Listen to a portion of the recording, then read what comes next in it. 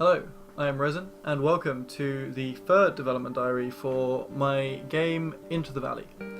So I haven't made one of these for just under a month now, but I have done a lot on the game within that month. So not only is there now a demo available, which you might have seen the trailer for, which I released a couple of weeks ago now, I think, and that gives you the chance to play a short intro to the game. It's really just a showcase of the kind of basic mechanics of the game, and was a chance for me to get feedback on some of the dialogue and how the various basic systems that control the game work. But what you can see playing now on your screen is the more recent changes I've made in the last few days. So I decided to overhaul all the trees in the game, because I just didn't feel that the old trees gave enough of a sense of exploration. They didn't hide enough, they didn't conceal enough. And I'm showing a picture of the old trees on the screen now, and you can make up your own mind as which you prefer. But as I'm making an adventure game, I really liked the design behind my old trees. I liked the simplicity of them, but they didn't really do much with the space. They didn't have a canopy, they didn't really make you think, oh, what could be behind there, what could be over there, which is a really important aspect when you're trying to design an area, and it made it me feel that any area that didn't have those trees just felt like really empty. So this is another area I've been working on. I'm afraid the colours here are not that great.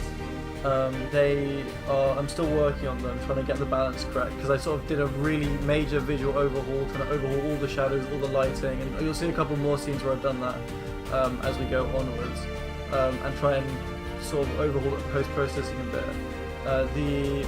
Particularly here, there needs to be some better balance between the greens of the foliage and the rock. And you can see there is some nice subtle movements in the foliage, and it blows in the wind and stuff.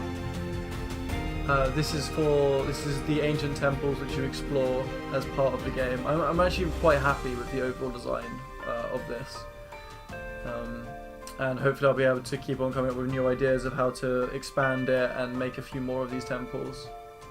So now this is just a few of the other areas that have got lighting changes. You can see there's much nicer shadows, more interesting shadows happening in here than we had before.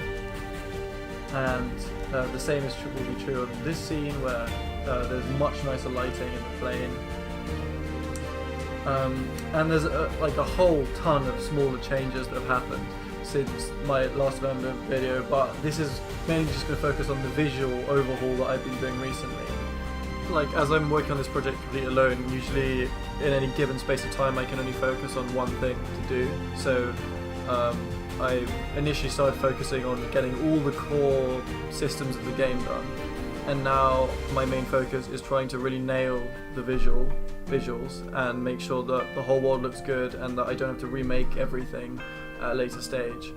And it's very close to a stage that I'm getting pretty happy with how the game is starting to look. And the next step is to actually properly make the game playable, and that requires me to do a lot of work on writing the story, writing the script, and deciding like other minor mechanics and puzzles that are just going to keep the game interesting and make it interesting to explore this world I'm creating. Because really, at its heart, this game is just a game about exploring a completely unique world with its own history. Well, I say world, I mean a location. It's a remote location with its own history, its own people and their stories and what they had to encounter and go through to get where they are. So that's all for today's development diary. I thank you very much for watching.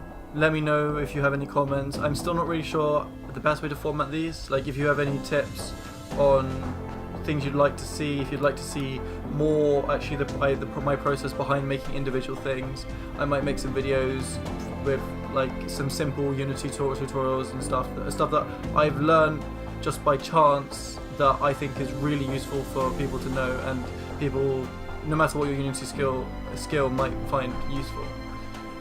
So thank you very much for watching, and subscribe if you want to keep up following the project, or follow me on Twitter. I post there a lot whenever I make something.